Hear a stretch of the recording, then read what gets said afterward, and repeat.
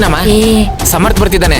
ಹೌದಾ, ಬರ್ಲಿ ಬರ್ಲಿ, ಇವಾಗ ನೋಡು ಮಜಾ ಇರುತ್ತೆ. ಅಪ್ಪ ಅಪ್ಪ ಸಮರ್ಥು ಈಗ ಬರ್ತಿದ್ಯೇನಪ್ಪ, ಬಾ. ಅಪ್ಪ ಅಪ್ಪ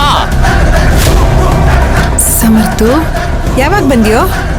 ಅಪ್ಪ ನಾನ್ ಕೇಳಿದ್ದೆ 2 ಲಕ್ಷ ಗಾಡಿನ.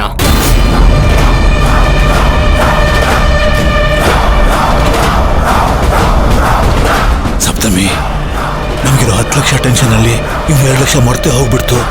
ಏನಮ್ಮ ಮಾಡೋದೀಗ? ಮಾವ, ನಿಮ್ ಮಗ ಮೊದಲು ಆಫೀಸಿಗೆ ಹೋಗ್ಲಿ, ಆಮೇಲೆ ಇದ್ರ ಬಗ್ಗೆ ಮಾತಾಡೋಣ. ಸರಿನಮ್ಮ.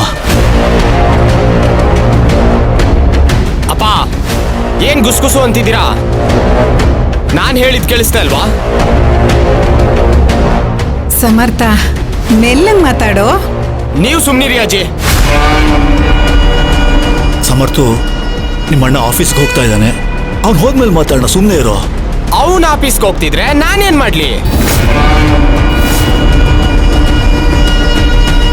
ನನಗ್ ಬೇಕಾಗಿರೋ ದುಡ್ಡು ಕೊಡಿ, ನಾನು ಹೋಗ್ತೀನಿ. ಅಪ್ಪ ಬೇಗ ಕೊಡಿ, ನಾನು ಇನ್ನೂ ಅಂಗಡಿಗೆ ಅಡ್ವಾನ್ಸ್ ಎಲ್ಲ ಮಾಡ್ಬೇಕು. ಮನೆಗೆ ಬರ್ಬೇಡ ಅಂತ ಹೇಳಿದೆ ತಾನೆ, ಮತ್ತೇನಕ್ಕೋ ಬಂದಿದ್ಯಾ? ಬಂದಿದ್ದು ಅಲ್ದೆ ದುಡ್ಡು ಕೇಳ್ತಿದ್ಯಾ?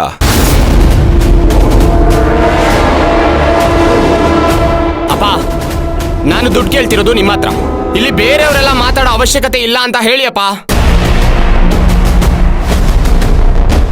ಓ ಹಾಗಾ?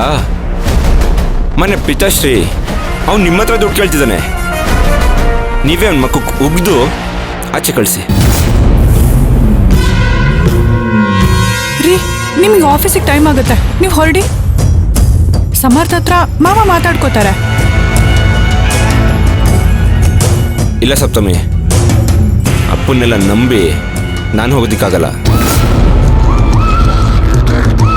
ನಾನು ಹೋಗ್ತಿದ್ದಂಗೆ ಅವ್ರ ಹತ್ರ ಸಾಲ ಮಾಡಿ ಆದ್ರೂ ಸರಿ ಪ್ರೀತಿಯ ಮಗಂಗೆ ದುಡ್ಡನ್ನ ತಂದು ಕೊಡ್ತಾರೆ.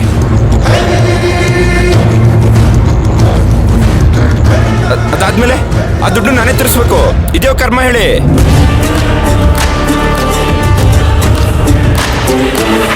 ಅಪ್ಪ ಹೇಳಿ ಕೇಳಿಸಿಲ್ವಾ? ದುಡ್ಡಿಲ್ಲ ಅಂತ ಹೇಳಿ ಕಳ್ಸಿ.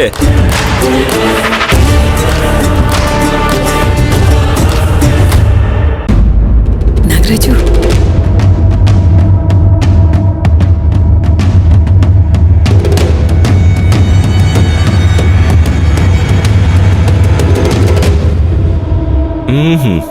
ಏನು ಜಿ ಸೈಲೆಂಟಾಗಿ ಹಿಂಗೆ ಸಿಗ್ನಲ್ ಕೊಡ್ತಿದ್ದೀರಾ? ಏನಿಲ್ಲ ಕಣೋ, ನೀನ್ ಹೇಳ್ದಾಗೆ ಹೇಳ್ ಕಳ್ಸು ಅಂತಂದೆ ಅಷ್ಟೇ. ಸರಿ ಸರಿ. ಹಾ ಪಿತಾಶ್ರೀ ಅವರೇ, ಹಾ ಕಳಿಸಿ. ಸಮರ್ಥ, ಮನೆ ಪರಿಸ್ಥಿತಿ ನಿನಗೆ ಗೊತ್ತಿದೆ, ಈಗ ಅಷ್ಟೊಂದು ದುಡ್ಡು ಇಲ್ಲ ಕಣೋ. ನಿಮ್ದು ಯಾವಾಗ್ಲೂ ಇದ್ದಿದ್ದೆ. ನಿಮ್ಗಳ ಕತೆ ಕೇಳೋದಕ್ಕೆ ನಾನು ಬಂದಿಲ್ಲ, ನಂದೇ 1000 ಕತೆ ಇದೆ. ನನಗೀಗ 2 ಲಕ್ಷ ಬೇಕೇ ಬೇಕು. ಅದನ್ ಕೊಡೋವರೆಗೂ ನಾನಿಲ್ಲಿಂದ ಹೋಗೋದೇ ಇಲ್ಲ.